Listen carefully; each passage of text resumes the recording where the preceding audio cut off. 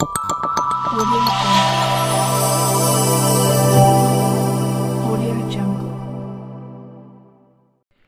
ವಿಶೇಷ ಚೇತನರ ವಾರ್ತೆಗೆ ಸ್ವಾಗತ. ಸ್ನೇಹಿತರೆ, ನಮ್ಮ ಚಾನಲ್ ಹೊಸದಾಗಿ ನೋಡ್ತಾ ಇರೋರು ಚಾನಲ್ ಸಬ್ಸ್ಕ್ರೈಬ್ ಆಗಿಲ್ಲ ಅಂದರೆ ಈಗಲೇ ಸಬ್ಸ್ಕ್ರೈಬ್ ಮಾಡಿಕೊಂಡು ಈ ವಿಡಿಯೋ ಒಂದು ಲೈಕ್ ಕೊಡಿ ಮತ್ತು ಪ್ರತಿದಿನ ವಿಶೇಷ ಚೇತನರ ವಾರ್ತೆಯನ್ನು ತಪ್ಪದೇ ವೀಕ್ಷಿಸಿ. ಒಂದು ಅದ್ಭುತವಾಗಿರ್ತಕ್ಕಂಥ ಸುದ್ದಿ ಬರ್ತಾ ಇದೆ. ನಾನು ಕೂಡ ಇಬ್ಬರು ವಿಶೇಷ ಚೇತನ ಹೆಣ್ಣು ಮಕ್ಕಳ ತಂದೆ. ನನಗೂ ವಿಶೇಷ ಚೇತನರ ಸಮಸ್ಯೆ ಮತ್ತು ಸವಾಲುಗಳ ಬಗ್ಗೆ ಅರಿವಿದೆ. ಎಲ್ಲೆಡೆ ವಿಶೇಷ ಚೇತನರ ಸ್ನೇಹಿ ವಾತಾವರಣ ಸೃಷ್ಟಿಸುವ ಮೂಲಕ ಅವರನ್ನು ಸಾಮಾನ್ಯರಂತೆ ಕಾಣಬೇಕಿದೆ ಎಂದು ಸುಪ್ರೀಂ ಕೋರ್ಟ್ನ ಮುಖ್ಯ ನ್ಯಾಯಮೂರ್ತಿ ಡಾಕ್ಟರ್ ವೈ ಚಂದ್ರಚೂಡ ಹೇಳಿದರು. ರಾಮಯ್ಯ ಕಾನೂನು ಶಾಲೆಯು the association of people with disability ಸಂಸ್ಥೆಯ ಸಹಯೋಗದೊಂದಿಗೆ ಖಾಸಗಿ ಕಾಲೇಜಿನಲ್ಲಿ ಶನಿವಾರ ಹಮ್ಮಿಕೊಂಡಿದ್ದ ವಿಶೇಷ ಚೇತನರ ಸಮಾವೇಶಕ್ಕೆ ಅವರು ಚಾಲನೆ ನೀಡಿ ಮಾತನಾಡಿದರು.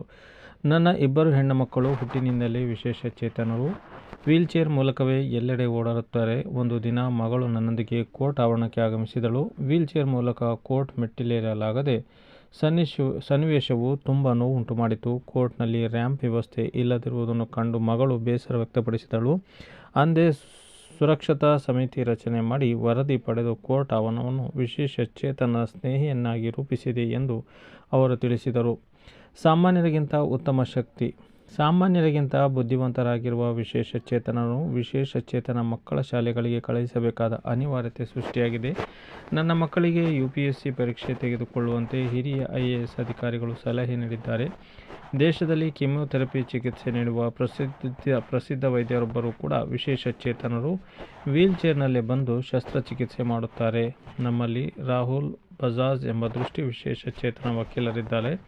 ಇಂಥ ಹಲವು ಸಾಧಕರು ದೇಶದಲ್ಲಿದ್ದಾರೆ. ಅವರು ಸಾಮಾನ್ಯರಿಗಿಂತ ಉತ್ತಮ ಕೆಲಸ ಮಾಡುವ ಶಕ್ತಿ ಹೊಂದಿದ್ದಾರೆ ಎಂದು ಅವರು ತಿಳಿಸಿದರು. ಹೈಕೋರ್ಟ್ ಮುಖ್ಯ ನ್ಯಾಯಮೂರ್ತಿ SV ಅಂಜಾರಿಯಾ ಮಾತನಾಡಿ, ನಮ್ಮ ಕೋರ್ಟ್ನಲ್ಲಿ 800 ಮಂದಿ ವಿಶೇಷ ಚೇತನ ನೌಕರರು ಕರ್ತವ್ಯ ನಿರ್ವಹಿಸುತ್ತಿದ್ದಾರೆ. ಇವರಿಗೆ ಅಗತ್ಯ ತರಬೇತಿ ನೀಡಿದ್ದೇವೆ. ಸಮಾನ ಅವಕಾಶ ಕಲ್ಪಿಸಿಕೊಡಲು ನ್ಯಾಯಾಂಗ ಕೂಡ ಕೆಲಸ ಮಾಡುತ್ತದೆ. ವಿಶೇಷ ಚೇತನರ ಬಗ್ಗೆ ಅರಿವು ಮೂಡಿಸಲು ಸಾಕ್ಷ್ಯಚಿತ್ರಗಳು, ಸಿನಿಮಾಗಳು ಕೂಡ ಬಂದಿವೆ.